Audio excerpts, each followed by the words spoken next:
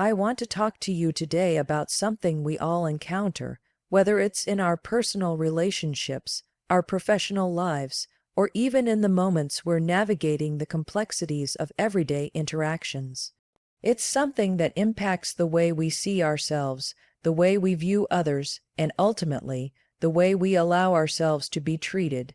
There are behaviors that, while sometimes subtle, have the power to erode our self-worth, our confidence, and our sense of peace. These are behaviors that, if left unchecked, can leave us feeling confused, frustrated, and even emotionally drained. The unfortunate truth is that these behaviors are all too common, and the worst part is that we often tolerate them because we either don't recognize them for what they are or we feel that we can fix them.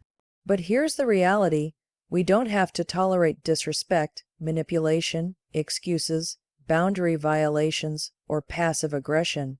And today, we're going to dive into why these behaviors are unacceptable and, more importantly, how we can recognize and refuse to accept them in our lives. It's time to reclaim our space, our energy, and our worth by setting clear standards for how we allow others to treat us.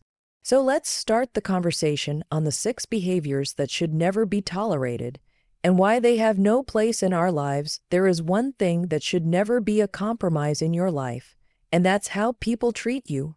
Disrespect in any form is never okay. It doesn't matter if it's your partner, your boss, your friend, or a family member. When someone disrespects you, that's not a misunderstanding, that's a message. It's an announcement of how little they value your time, your presence, and your dignity. Disrespect isn't always loud or violent. Sometimes it's subtle. Sometimes it hides behind jokes, sarcasm, or silence. But you know what it feels like. You feel it in your gut, that tightening in your chest when someone talks over you in a meeting, that sting when your ideas are dismissed like they're irrelevant. That dull ache when someone ignores your messages or interrupts you constantly or mocks you in front of others and tries to pass it off as just teasing. That is not humor, that's humiliation wearing a smile. You can't control how people act, but you absolutely control what you allow. The moment you tolerate disrespect, you train people how to treat you. Every time you let it slide, you shrink a little. You start to question your worth, your voice, your value.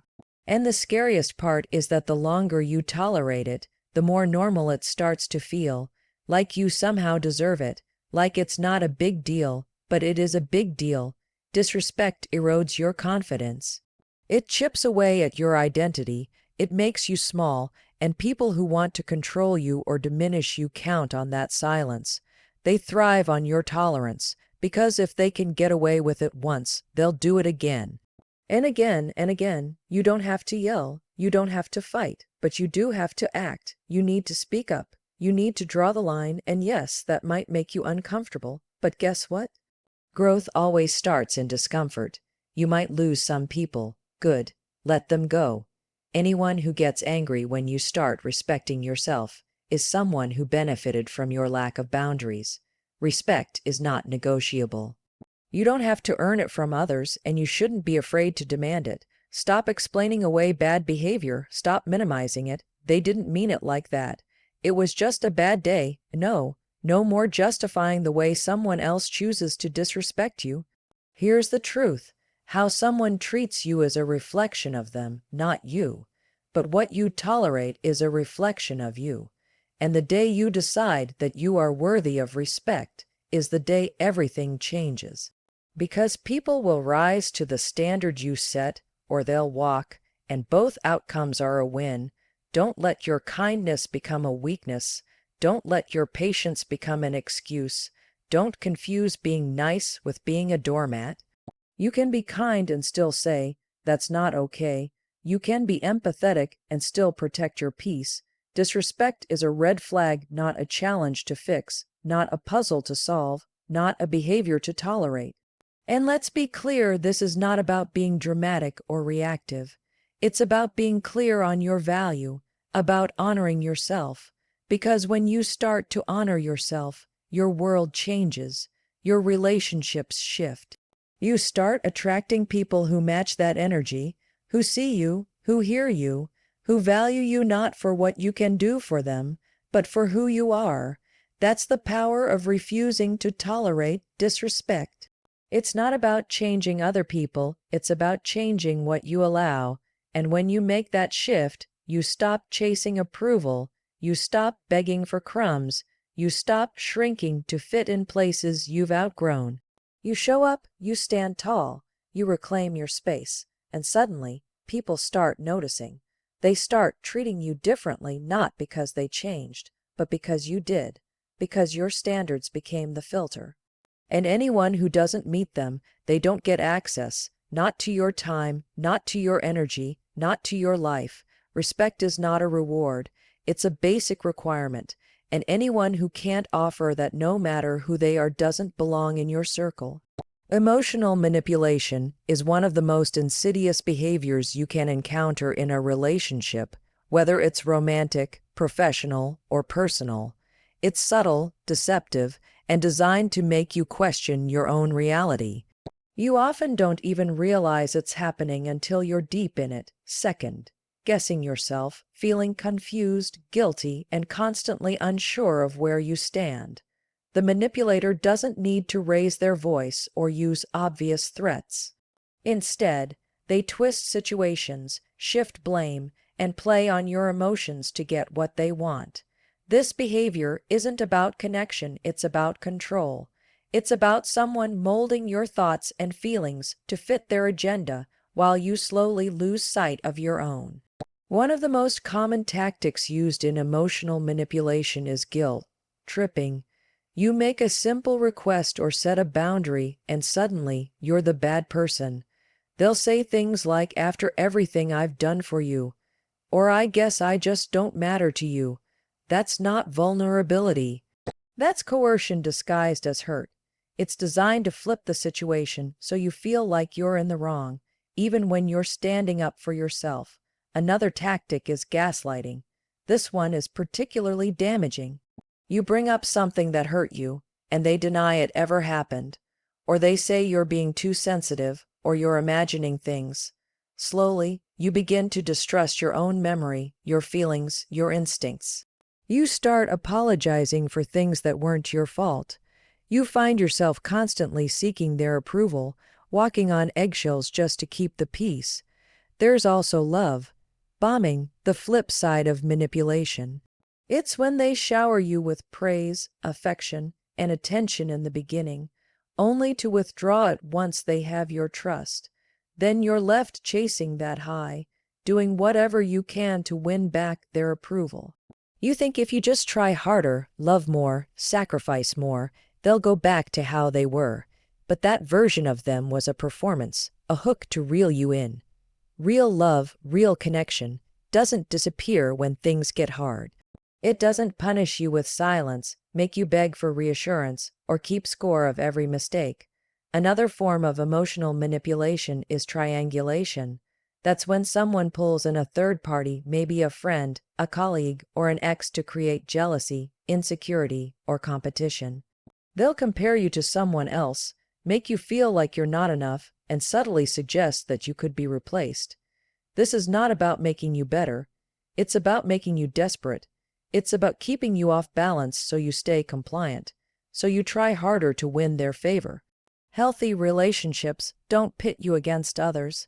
They don't leave you wondering where you stand or force you to compete for basic respect. Emotional manipulators are masters at using your empathy against you. They know you care, they know you want to help, and they exploit that. They'll play the victim, spin every situation so they're the ones who were wronged, even when they were the ones causing harm. And because you're compassionate, because you want to see the good in people, you'll give them the benefit of the doubt again and again, until you're drained, depleted, and questioning your own worth. That's not love, that's exploitation. That's someone feeding off your kindness without offering anything real in return.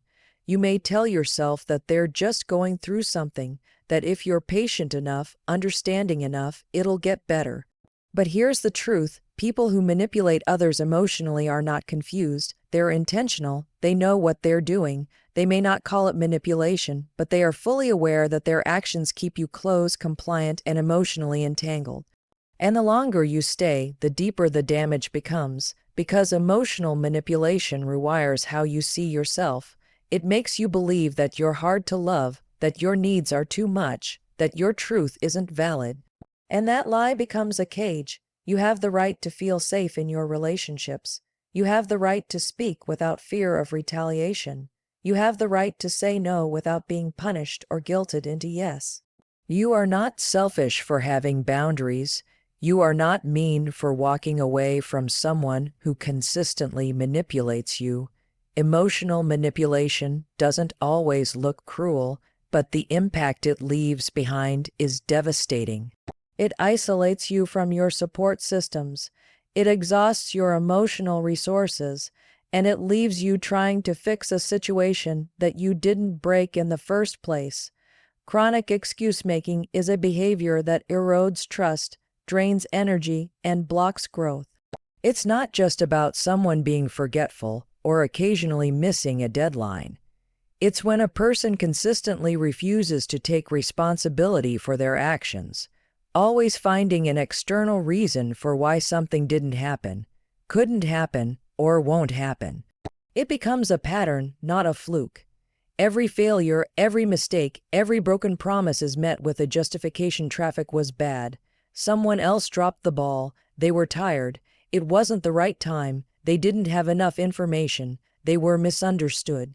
The story always shifts, but the theme is the same. It's never their fault. This kind of behavior might look harmless at first.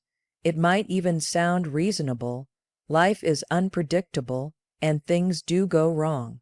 But when the excuses become chronic, you start to notice a pattern. Nothing ever changes. The same mistakes keep repeating. The same behaviors keep surfacing, and no matter how many chances you give or how clearly you express your needs, you're met with more rationalizations.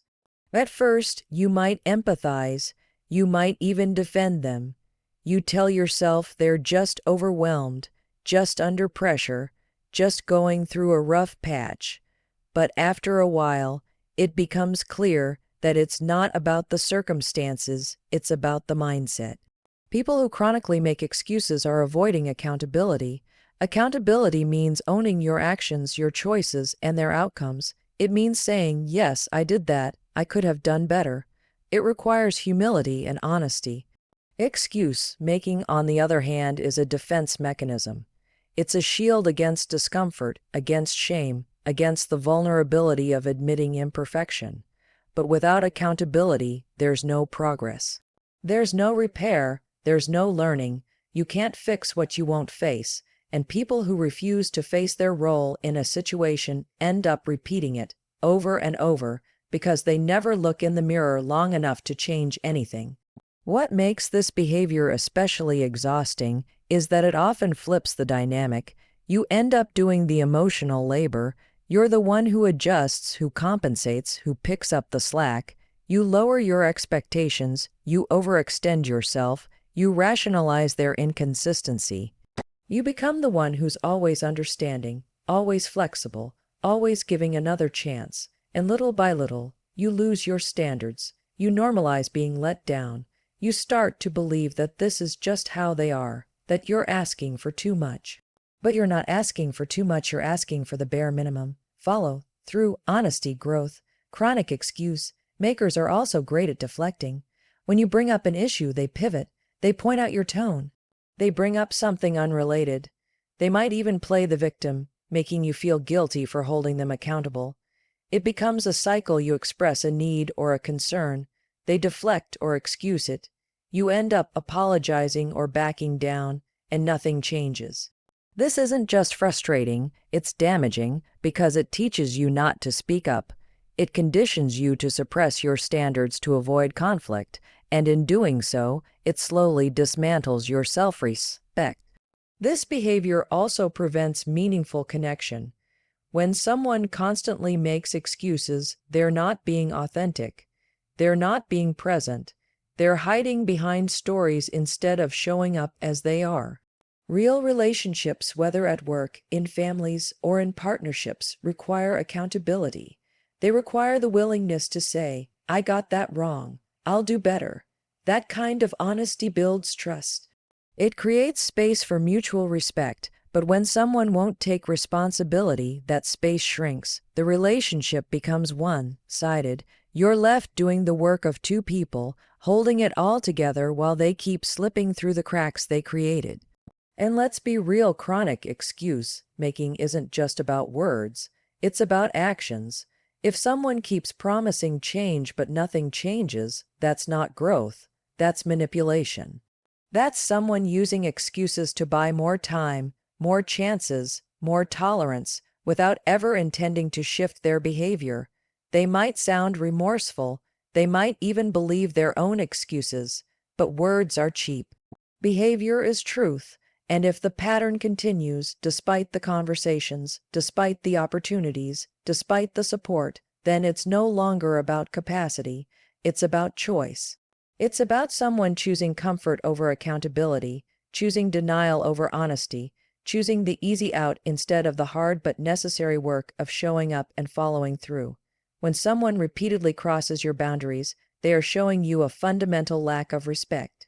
Boundaries are not walls to shut people out. They are standards that define what you will and will not accept in your life. They protect your time, your energy, your emotional space, and your well-being. Violating those boundaries isn't always about loud confrontations or obvious defiance. Often, it's subtle. It's the person who keeps texting you late at night, even after you've asked them not to.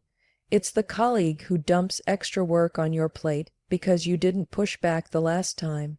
It's the family member who brings up a topic you've clearly said is off limits and then laughs it off as a joke.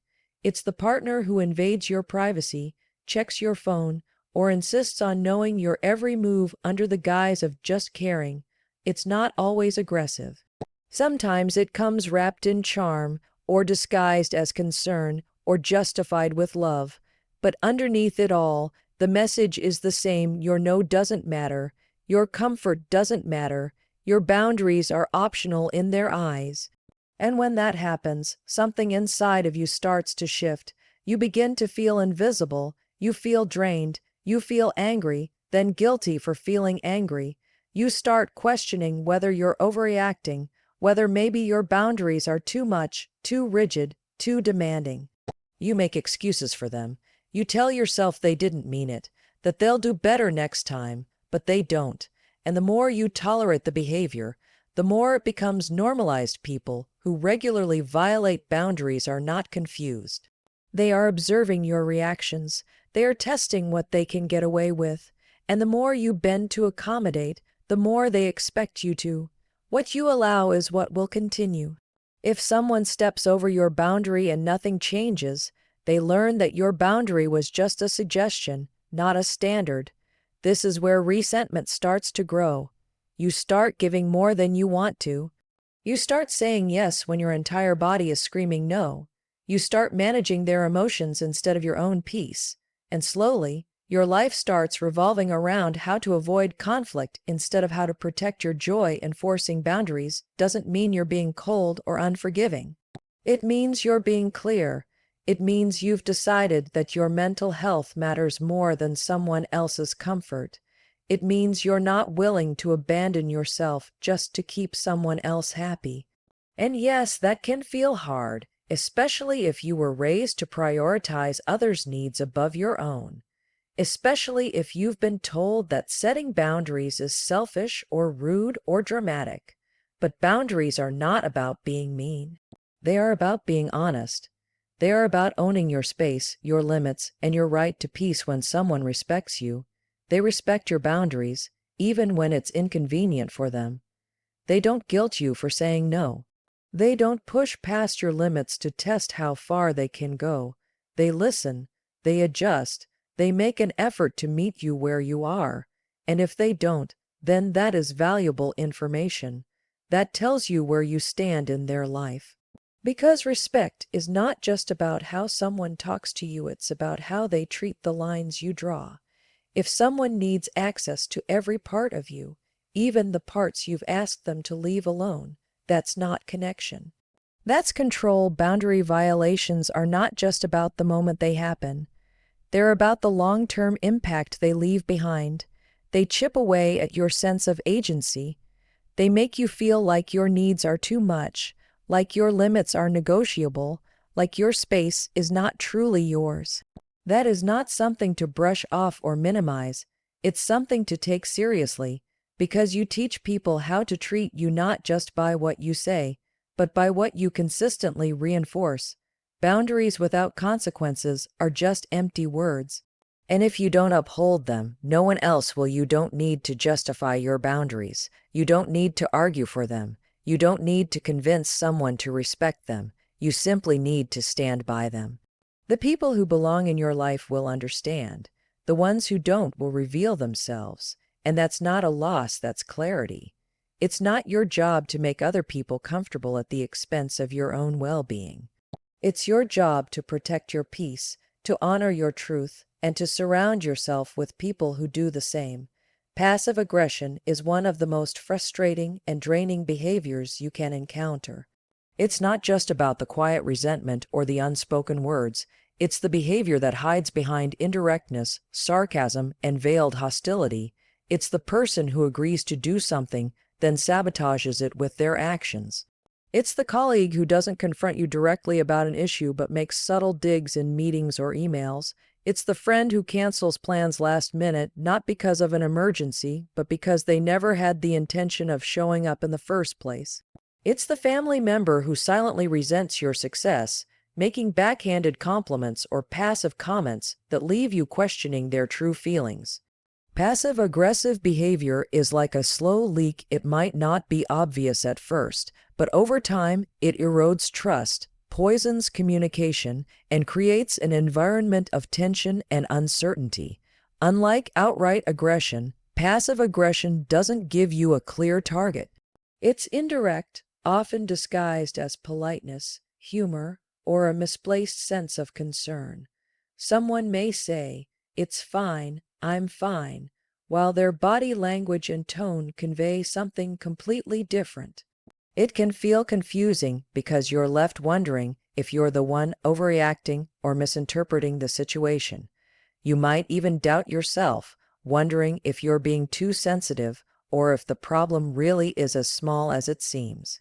But passive aggression isn't about the situation at hand.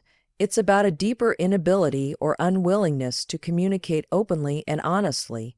It's someone's way of expressing anger, frustration, or dissatisfaction without taking full ownership of it. One of the most common signs of passive-aggressive behavior is the backhanded compliment. It's the type of comment that on the surface appears supportive or flattering, but is actually designed to cut down or diminish. A person might say, "Wow, you look great for your age," or "I never thought you could pull that off, but it's actually nice." These kinds of comments carry a hidden sting. The person delivering them might pretend it's all in good fun, but the underlying message is clear. They're subtly undermining you. These comments leave you in a place of confusion, unsure whether you should be grateful or offended.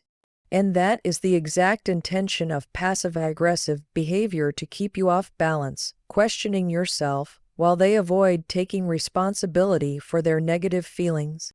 Another form of passive aggression is procrastination, especially when it's used to avoid doing something they don't want to do. Someone might agree to help you with a project or a task, but when the time comes, they drag their feet, delay, or make excuses. Instead of being honest about not wanting to help or being clear about their limitations, they engage in passive resistance by putting the task off until it becomes a problem for you. It's a way of avoiding confrontation while still making you feel the impact of their inaction. And when you call them out on it, they'll often deny any ill intentions. "I didn't mean to take so long," they'll say, as if it's just an unfortunate coincidence, or they'll claim they've been too busy or distracted. In reality, their delay was intentional, a way of showing you that they weren't truly invested or committed. Silent treatment is another classic example of passive-aggressive behavior. When someone is upset, Instead of addressing the issue directly and having a conversation, they retreat into silence. They ignore your messages, avoid eye contact, and act as if everything is fine, all the while their feelings of resentment or anger grow. You're left in limbo, unsure of what's wrong or how to fix it. And because the issue is never clearly stated, you have no opportunity to resolve it. The other person gets to sit in their anger, but you're the one left feeling confused, anxious, and isolated. This creates a toxic dynamic where communication breaks down, and no one feels like they're truly being heard or understood. The most damaging aspect of passive aggression is the emotional toll it takes. It slowly erodes trust, leaving you constantly second, guessing yourself and the intentions of others. It prevents real communication because the person engaging in passive aggression is too afraid or unwilling to express themselves openly. It creates a constant undercurrent of tension, leaving you walking on eggshells, unsure of when the next comment, delay, or silence will strike. Over time, you may begin to feel like you're in a constant battle of wills, where neither side is able to express themselves honestly, and everything becomes about power, about who can control the situation with subtle jabs or avoidance tactics. In a healthy relationship, communication should be direct and clear. You should feel safe to express your frustrations, needs, and desires without fear of retaliation or manipulation. But passive aggression undermines that safety. It creates an environment where nothing is ever truly said, and everything is left to be read between the lines. This not only damages relationships, but also leaves you feeling emotionally exhausted, trapped in a cycle of miscommunication and unspoken tension. It prevents resolution and growth because the underlying issues are never addressed. Instead of dealing with the problem at hand, it festers and turns into something even bigger, creating a barrier between you and the other person that grows with every passive-aggressive act. This type of behavior should never be tolerated. You have every right to expect clear communication, respect, and honesty in your relationships. Passive-aggressive behavior poisons those elements, keeping you stuck in a cycle of frustration and confusion. The longer you tolerate it, the more normalized it becomes, and the more it starts to affect your sense of self, worth, and your ability to trust others. It's time to recognize passive aggression for what it is, an avoidance of responsibility, a way of dodging accountability while still causing harm. And when you see it, call it out, set boundaries, refuse to participate in the game. Because you deserve relationships where honesty, respect, and communication are the foundation, not subtle jabs and emotional games.